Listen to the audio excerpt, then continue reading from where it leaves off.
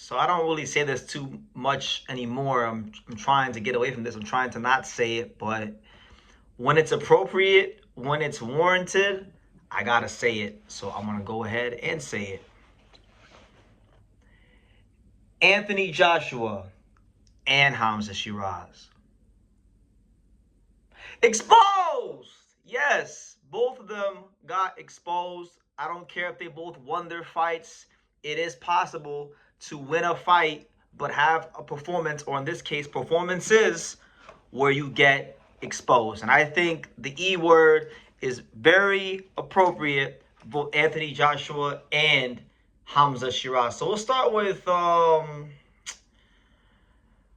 Anthony Joshua. Obviously, he was the main event. He was the main reason why most people tuned in. So Anthony Joshua continues this trend. We've seen it. We've seen it with Tyson Fury against Francis Ngannou. We've seen it recently with Alexander Usyk versus Rico Verhoeven, and now with Anthony Joshua and Christian Pranga in these fights in Saudi that nobody asked for. Complete mismatch of the highest order. Really an attempt to rob the bank and rob everybody of their time, energy, and attention, right? Because people do care about these heavyweights. We want to see Tyson Fury, we want to see Usyk, we want to see Anthony Joshua, but like, you taking advantage of people's attention and time and their love for the sport of boxing. Like, give us something that people want to see, right? So we tune in to see what will happen, and what we saw was Anthony Joshua almost get flatlined in the first round. He got dropped with an uppercut in like the first 20 seconds of the fight. Then he got dropped with a straight right hand. Then he fell off balance and his gloves touched the canvas. So then, like, I believe the referee ruled that one a knockdown as well. So he got knocked out a bunch of times in round one. So many times I can't even count. I'm not even sure if my count's correct. Pranga showed that he was very strong and dangerous. And clearly Anthony Joshua is ring rust. And, Anthony Joshua has never had a great chin. Let's be real. I like AJ. I was a big AJ fan, especially during his prime years. But, like, he's never had a great chin. That's just the facts. So it looked like after a round, this might have been a repeat of, like, Andy Ruiz versus Anthony Joshua, where the shorter, more fat heavyweight beats up on the big gargoyle bodybuilder heavyweight. But Anthony Joshua stayed composed, stayed calm, picked his shots well, landed a big clubbing right hand down the middle on Pranga, and they waved it off. Now, I'm catching heat for it on Twitter, and I don't really care. I'll have to watch it back, but in the moment when I was watching it, I didn't like the stoppage because literally, Anthony Joshua's team jumped in the ring, and Pranga was trying to get back to his feet. I don't think he was given like a fair count, and then people may say, BT, you're crazy, but that's what I saw. That's what I saw. I didn't think it was a fair count. And I think that they were a little quick to wave the fight off because obviously they had the big money fight with Fury and Joshua on the table. So that's my interpretation. Do with that as you must. But nonetheless, Anthony Joshua is back. And he's better. I don't want to say he's better than ever, but he's back. And credit to him. He's gone through a lot of hardship in his life away from the ring with, his friends passing away in that car crash. And it's been tough for him, right? It's been tough to find his way. So, God bless him. I got a lot of love for AJ, right? But just didn't like the stoppage. I didn't like it. But nonetheless, he wins the fight, and Christian Pranga stock goes up. They joked around about Eddie Hearn potentially signing Christian Pranga, which, good for him. I feel like he should, get some bigger opportunities. He put Anthony Joshua on his ass multiple times in their 2 rounds they fought. It was really exciting. So, maybe get more experience, come back better. But now you got this Tyson Fury fight on the table, Anthony Joshua, and I gotta be honest, and I'm gonna parrot some of the things Tony Bellew said in his recent comments, because they're talking about doing Tyson Fury, Anthony Joshua, which, to be honest with you, just the fight itself, it could be in England, it could be in America, it could be in Timbuktu. I really don't care for it anymore. Tyson Fury just fought Marius Vok yesterday. He didn't look good. He looks really past it. Anthony Joshua looks really past it. And I genuinely feel like the fight is kind of like a safe fight because, they're both British. Whoever loses, they're going to show good sportsmanship. And there's not really as much risk involved, in my opinion, right? I want to see Anthony Joshua fight Deontay Wilder. I feel like there's more risk there. There's more rivalry there. There's more, like, nastiness in that type of a fight. And I feel like that fight, with the USA-UK dynamic, with all the talk they had all those years, fighting for undisputed, and both guys accusing each other of ducking for so long. I mean, I made so many videos about that fight. I want to see that fight, and I feel like Anthony Joshua fighting Tyson Fury is taking the safe route at this point. You know, in my opinion. That being said, you know, another part of it that I hate, and Tony Bellew made light of this in a clip that went viral, is that the powers that be are trying to stage Anthony Joshua versus Tyson Fury in America. And listen, let me point my camera to the American and Japanese flags.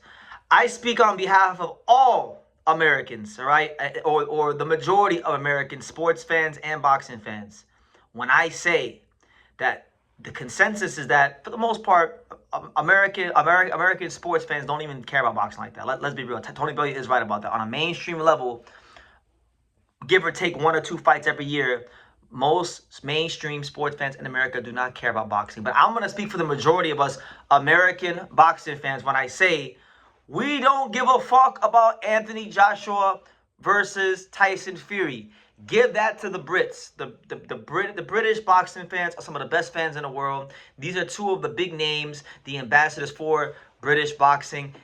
Both fighters owe it to the British fight fans to give the fight to them and let them have the chance to attend the fight at home in the UK, Wembley Stadium, 100,000 plus. Let's do that. You know, let's do that. Us Americans, we don't give a fuck about that fight. That's the God's honest truth. The only fight Anthony Joshua should be doing here in America is against his American rival, Deontay Wilder. That's a fight that would get people talking. That's a fight that would, you know, drum up some interest. Tyson Fury versus Anthony Joshua, no one gives a shit about that here, all right? Now, will you get some celebrities that get paid off to go there by the Saudis and make it feel like a bigger event than it actually is? Sure. But in the grand scheme of things, nobody really cares about AJ versus Tyson Fury in America. Tony Bellew is right about that. And they need to go do that shit in the UK. So, let me put my camera back here, okay? So you guys can see me. So, yeah, you know, it's a cash grab. Don't really care for it, but I'm sure it's gonna happen next, and I'll just dead it and leave it there. Now, switching gears to Hamza Shiraz. He fought Simon Zaubacher from Germany. Simon, I won't even say his last name. I'll just call him Simon from Germany, right? And this was Hamza Shiraz's first defense of the new title he's got. The title he just won when he fought whoever the Alan Begic guy he fought, right? And see, the Alan Begic guy, he knocked him out because he wasn't much. And Simon from Germany wasn't supposed to be much either.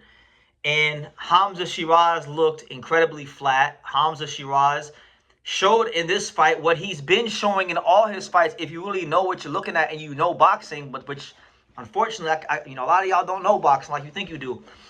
Hamza Shiraz has always had a problem being a long-range fighter. He's always had a problem being a long-range, mid-range fighter. He does get caught in between the ranges sometimes and really finding his style. When he fought Berlanga and he stopped Berlanga, before he stopped Berlanga was outboxing him in spots in that fight. And you know, then he exchanged, and what happened, right? So I'm saying all that to say that when he fought Simon Zaubacher, Simon didn't have any crazy like skills. He was a good pro. I give him that. He was a good pro. He was durable. He wasn't no punk. You know, he stood up to the power very well. I thought he did a good job pot-shotting with the left hand to the body. And probably his best quality, I would say, Simon's most redeeming quality as a fighter was his ability to move after he punched. He wouldn't be a stationary target for Hamza. He made Hamza have to reset over and over again. Some of the same things that were happening when he fought Adames. Simon, when he closed the gap, would throw 2 or 3 punches to the body. Sometimes he would shoe shine, and that would stay and steam up Hamza's shots. And I think Hamza got a little frustrated in there.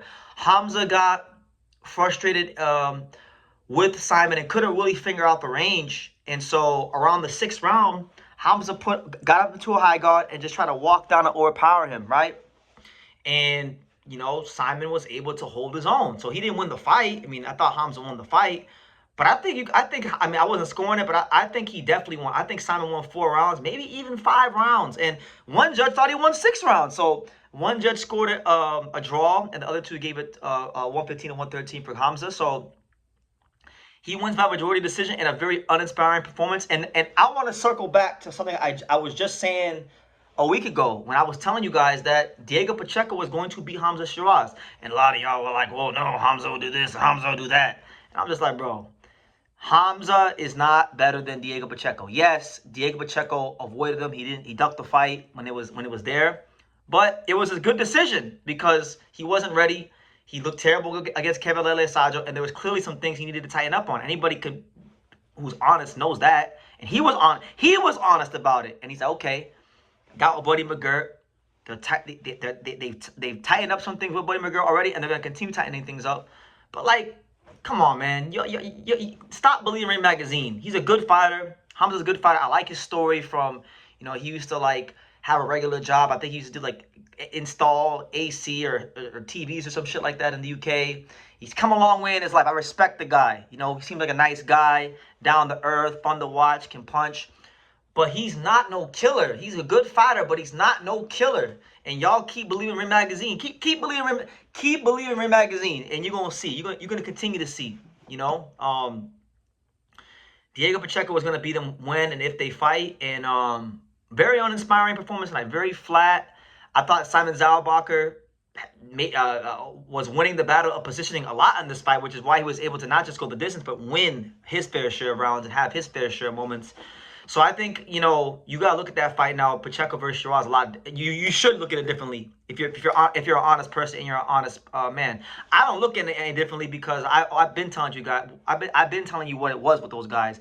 I didn't base what I was saying off of their performances. I was basing it off of their styles and their pedigree. Okay, and Diego's style and pedigree is all wrong for Hamza Shiraz, and it's always been all wrong for Hamza Shiraz. I've always told you guys that Diego will beat Hamza Shiraz, so hopefully they fight soon so you guys can see it. But yeah, just a really uninspiring performance. And I think if you're not even just Pacheco, if you're also Lisa Iglesias, if you're Billy, if you're Canelo, if you're Lester Martinez, if you're Jacob Bank, who fought on this card and probably should have fought this fight, maybe this night would have been Jacob Bank's night if Turki Al Sheikh didn't have him in the Rafael Espinoza-esque, a Ring Magazine Riyadh season witness protection program. Maybe that would have been the case, but they fed him Simon Zalbacher, and it almost backfired. Germans outside of Max Schmeling and Felix Sturm and a handful of other fighters, they don't have a lot of fighters, to go off of. But he flew that German flag high tonight, and he showed y'all the Germans ain't no punks. So shout out to Simon Zalbacher. His stock should go up. Look to see him. Look for him in some bigger opportunities in the future, because he definitely earned it tonight against Hamza Shiraz, making him look completely average, mid, and dispelling the notion that he's this killer. So much so to the point where I'm like, damn, Edgar Berlanga is delusional. Edgar Berlanga is this. Edgar Berlanga is that. But maybe Edgar Berlanga is right. Maybe there was something in his gloves, because it's like, bro, you was hitting this dude flush with shots, and they weren't doing anything to him. But they just did something to Edgar. I don't know. Kind of makes you think to yourself a little bit. But yeah. Anyway, Hamza's a good fighter. He's not no killer. Everyone who said he was a killer and he's this and he's that, y'all was wrong. And I didn't need this fight to know that. I've been telling y'all that. If you watched the Ammo fight, you would know that. If you were honest about the Adamas fight, you would know that. And a lot of y'all weren't honest about that. Y'all want to believe in Magazine and all the bullshit they was feeding you. So that's why this is a surprise to you. But to all of us that live in reality, this is not a surprise to us. So Hamza Shiraz has to go to the drawing board with Andy Lee and come back better and really work on, a lot of things. So we'll see how it goes. But yeah, that's my opinion. Both guys do win, but one guy wins in a very close and uninspiring fight with Hamza Shiraz, and the other guy almost got flatlined in the first round, almost fucked the money up with the Tyson Fury fight. So you can win and get exposed, and this is the case for for Shiraz and Anthony Joshua. So I'll leave it at that. You guys can leave it at that in the comments down below. Make sure you guys take the time to subscribe. I will be live after the Errol Spence Tim Tszyu fight. So at the conclusion of that fight, make sure y'all tune in here to True School Sports for all and any of the greatest world-class boxing content you can find here on the net. Leave your comments down below, and I will see you guys in the next video.